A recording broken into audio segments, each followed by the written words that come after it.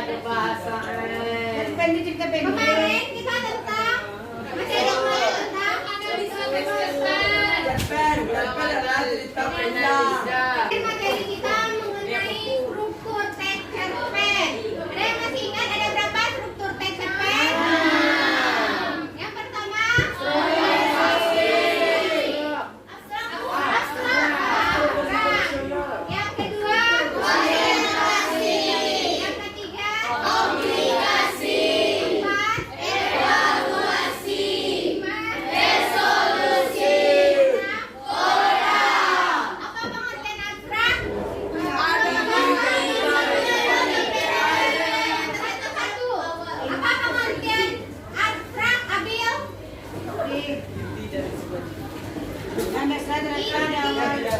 Dia opsional. Dan bersifat opsional. Apa bisa diulang? Pengertian abstrak?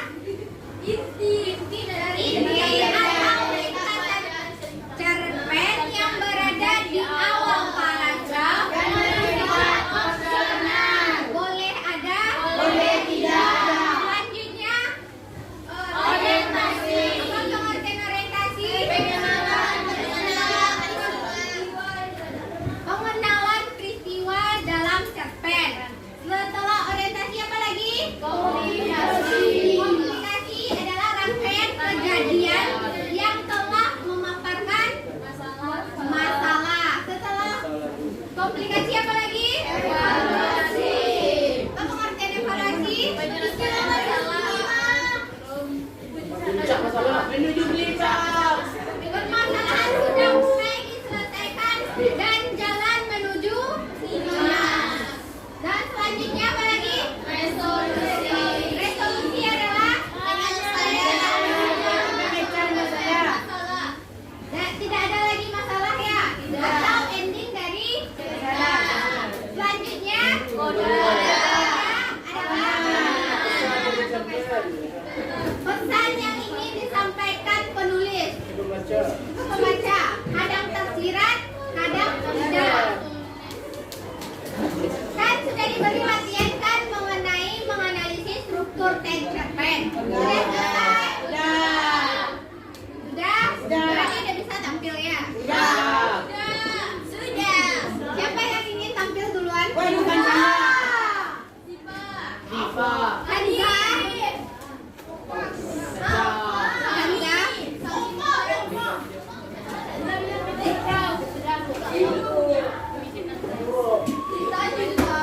Siapa? Ikra. Boleh? Siapa yang mau? Tampil ke depan. Ada yang mau? Ada, iya.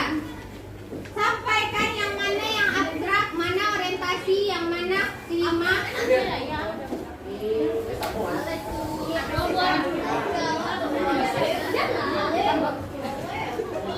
Abstrak bersifat opsional, boleh ada, boleh tidak.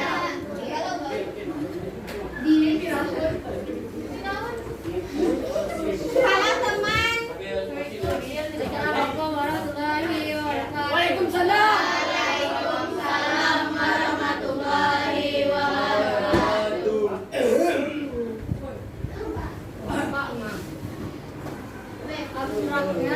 Abstrak kan tidak ada. Orientasinya ada seorang anak bernama Fitri. Dia merupakan murid kelas 6 SD yang sangat pintar dan baik hati. Di sekolah sangat banyak teman yang menyukainya karena sikapnya tersebut.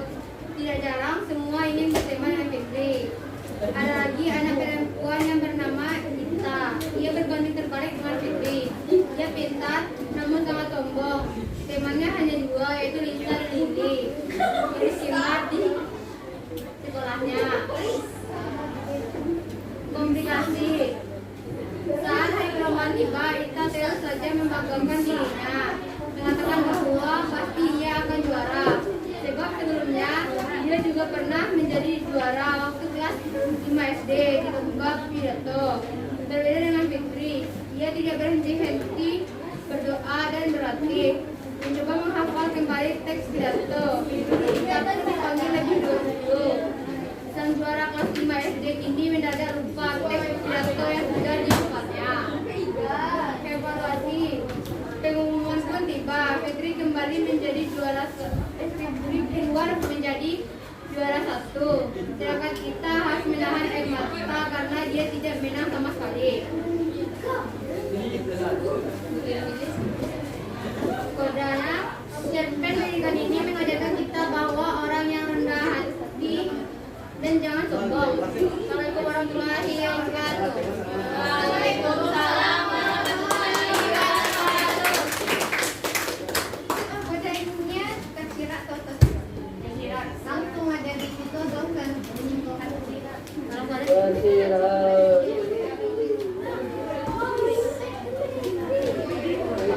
Ada lagi yang mau tampil? Oke, Alin.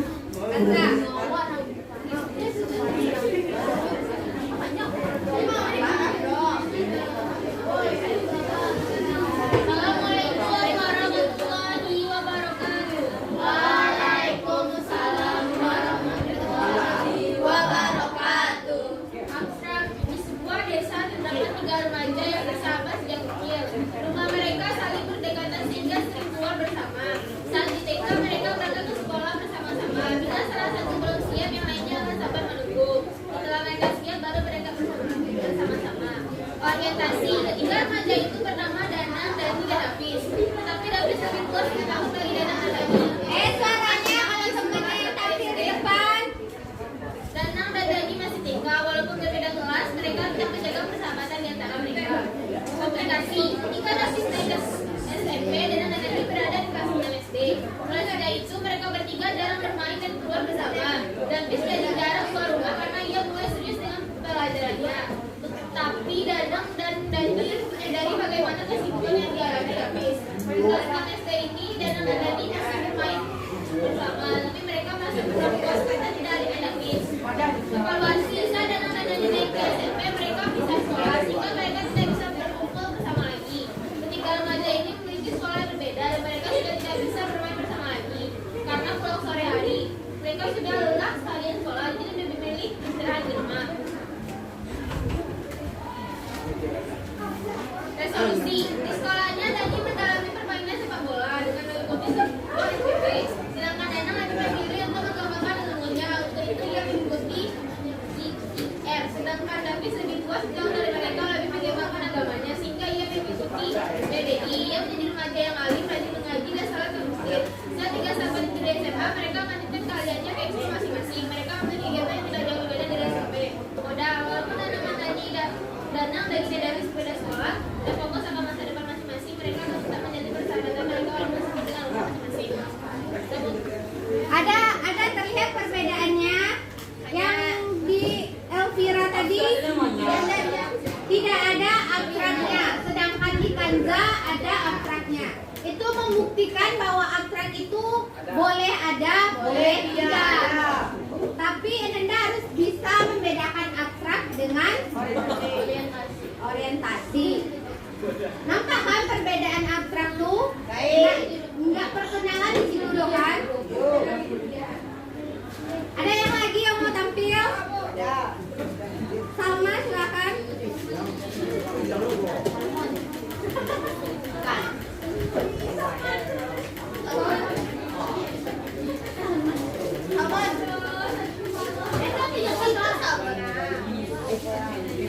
Yang cowok belum ada yang tampil ya?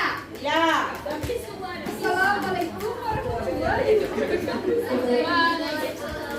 Kalau orang baca salam dijawab atau tidak? Waalaikumsalam warahmatullahi wabarakatuh.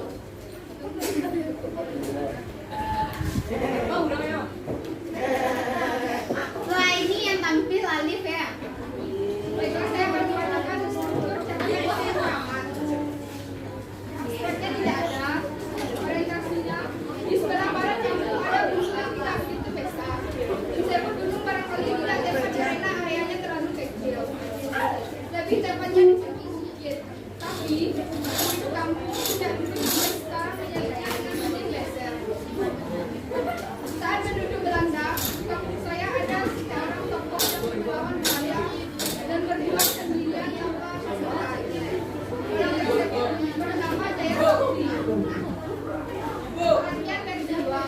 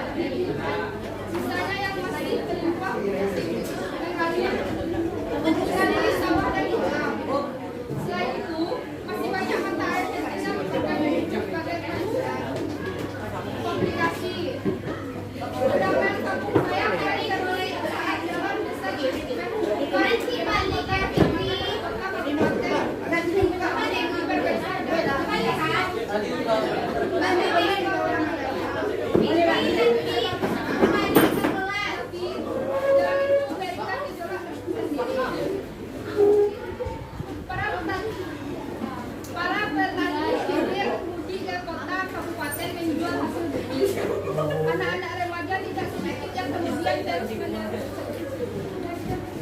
meneruskan sekolah ke kota.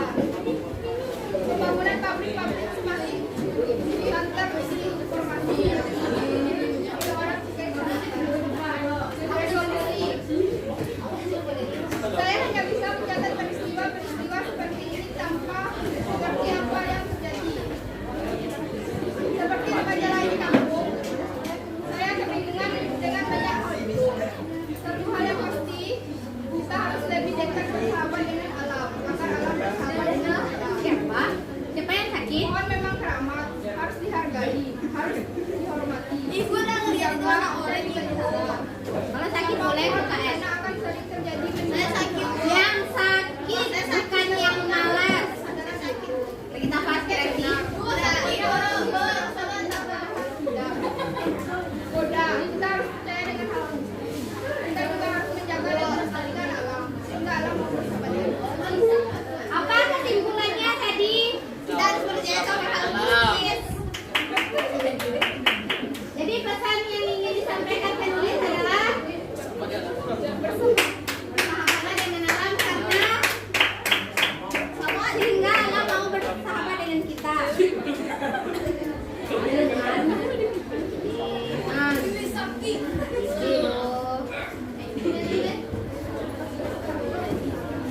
Siapa lagi? Alif, silakan.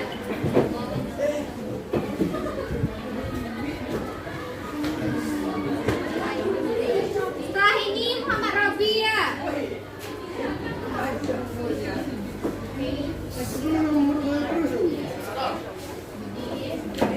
Mantan itu aku gitu. Assalamualaikum warahmatullahi wabarakatuh. Waalaikumsalam warahmatullahi wabarakatuh.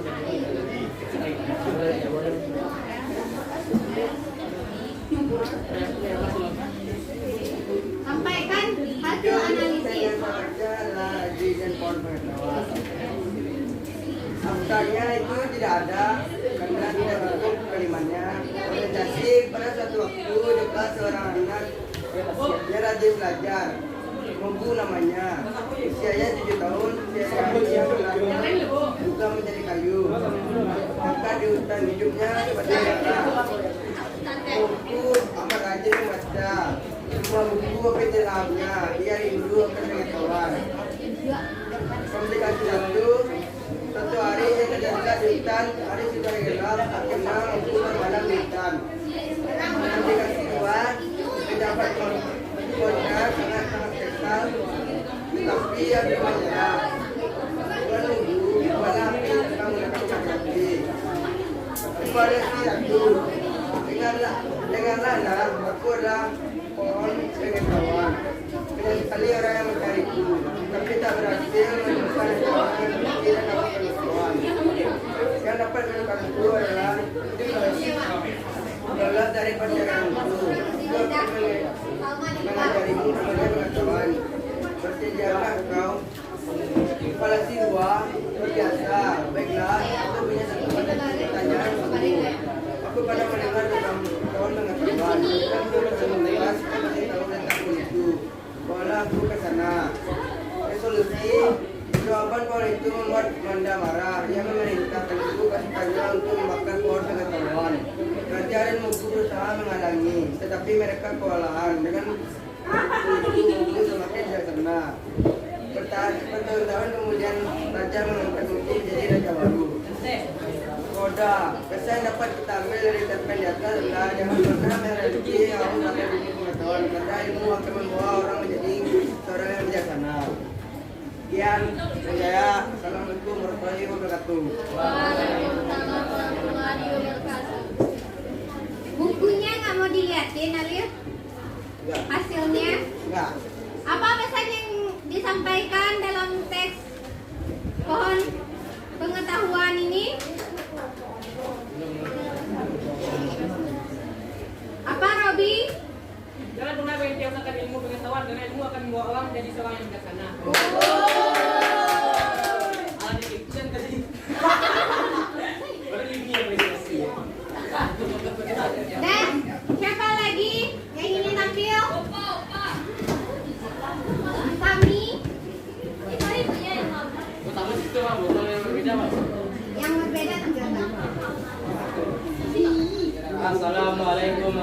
warahmatullahi wabarakatuh.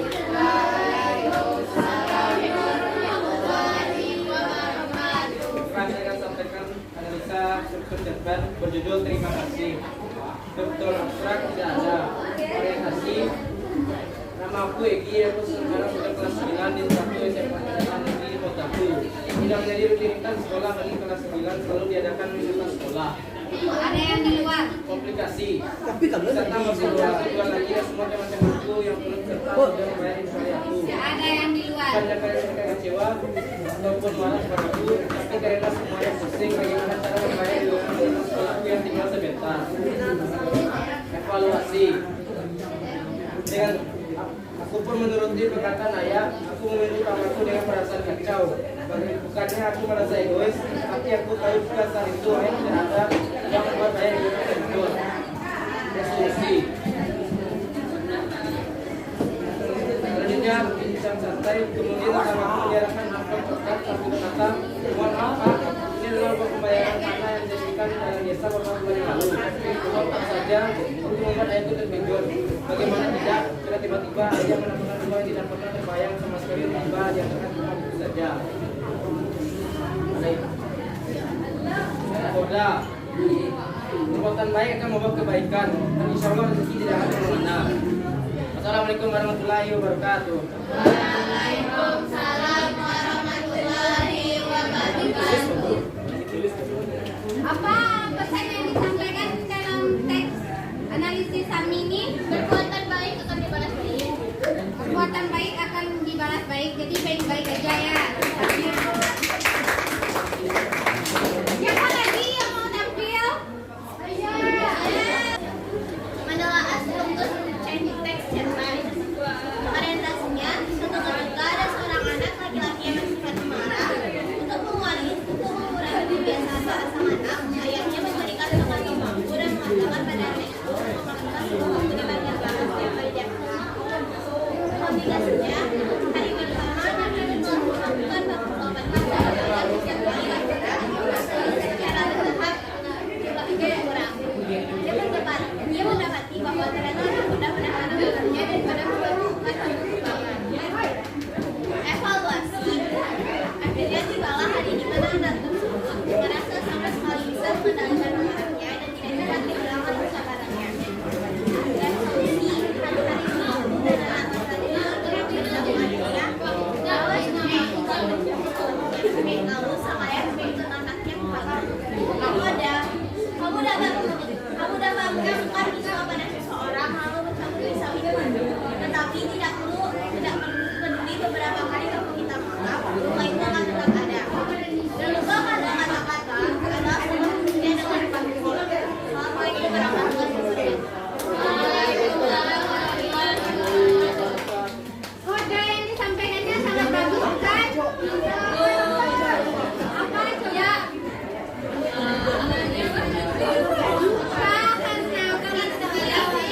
Adalah sama pedihnya dengan luka karena kata-kata.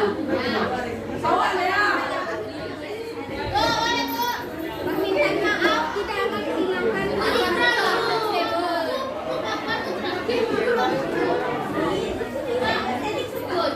Maaf bisa dibedakan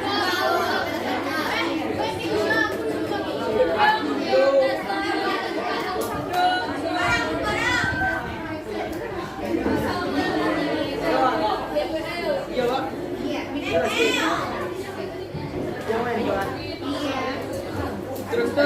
Struktur teks cerpen. Pertama, relasi. Ina dan Dini dikenal sebagai sahabat baik dan Devona. Meskipun berbeda kelas, tapi mereka selalu menghabiskan waktu bersama bersama. Yo dong cerita. Tidak ada meragukan adanya persahabatan di antara mereka.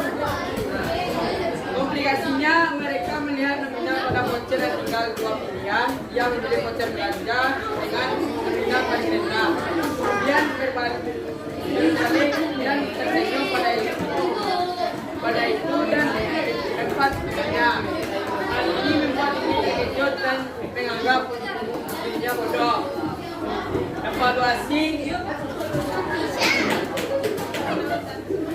Semua orang setia mendengarkan penjelasan dari Kak Rifki. maka mereka merasa telah melakukan hal bodoh dan sia-sia. Sedangkan Rina tersenyum memandang Kak Memet.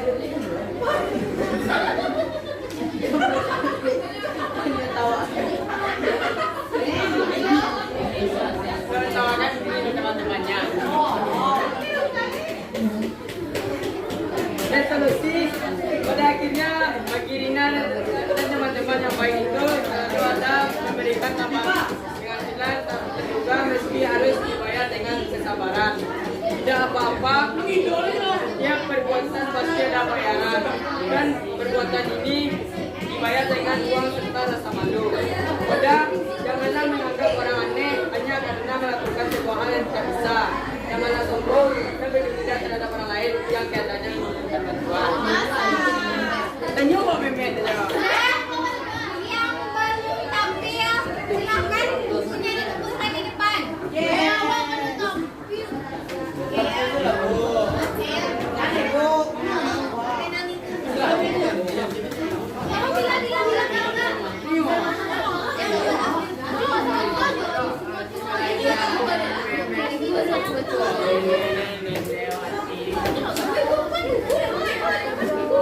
belum tampil, yang sudah tampil nilainya sudah ada.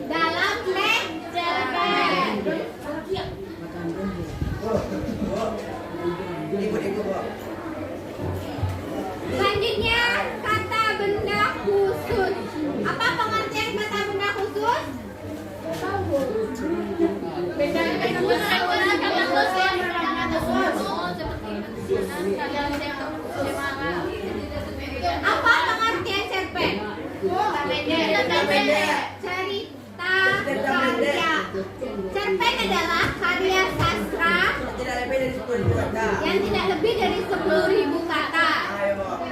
Kata benda khusus di sini maksudnya karena ini adalah karya sastra, jadi tidak harus menggunakan kata-kata yang ilmiah. Boleh menggunakan kata-kata yang indah atau yang tidak banyak orang yang mengetahui kata tersebut. Apakah itu maksud dari penjelasan di buku Maharaja? Ya. Bu, pakai kata istilah, Bu. Apa? Istilah. Tapi beda ya sama teks pidato kemarin, karena pidato menggunakan istilah apa? Ilmiah kan? Kalau ini tidak, ini lebih ke sastra. Apa contohnya kemarin? Kamu edis. Namu edis. Penggunaan kata Coba kata benda khususnya. Siapa yang biasa membaca teks cerpen? Ada enggak kata benda yang menurut Kanza menarik? Menarik? Penggunaan kata semara untuk menyebutkan pohon. Apa? Penggunaan kata semara untuk menyebutkan pohon. Sang Surya dan Semara. Cemara. Nah, apakah sudah mengerti mengenai kata benda? Ada pertanyaan?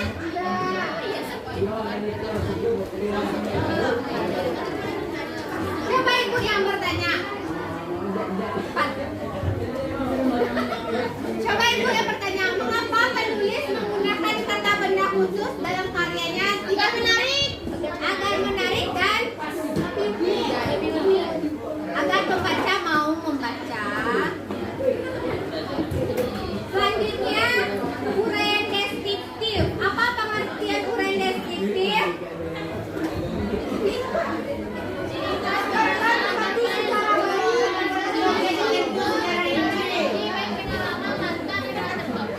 Maksudnya di sini kita bisa merasakan yang disampaikan oleh penulis, baik pengalaman latar ataupun karakter tokoh. Ada yang mau memberikan contoh? Dalam tes cerpen yang dia analisis, Yo, kata tokoh baik, Bu. coba dengar ibu ya. Dalam cerpen yang berjudul Fans Cinta, Ya. coba didengar baik-baik. Hari ketiga OS, sekolahku mengadakan seni gembira. Kelas yang tampil diajak dan kelasku mendapat giliran pertama. Betapa tegangnya aku berdiri di atas panggung dengan teman-temanku dan disaksikan kakak kelas dari kelas 11 sampai kelas 12. Apakah Anda bisa merasakan atau membayangkan apa yang dirasakan? Dia merasa tegang karena harus tampil di urutan pertama dan disaksikan oleh kakak kelas 11 dan 12. Ada pertanyaan mengenai uraian deskriptif? Bu, hanya abstrak yang boleh ada, boleh tidak. Sebenarnya harus ada. Berarti itu tidak sampai namanya. Saya bertanya. Ya, abstrak sama dengan prolog, tapi bukan prolog peminalan ya. Bukan prolog peminalan, tapi pernyataan suatu. Misalkan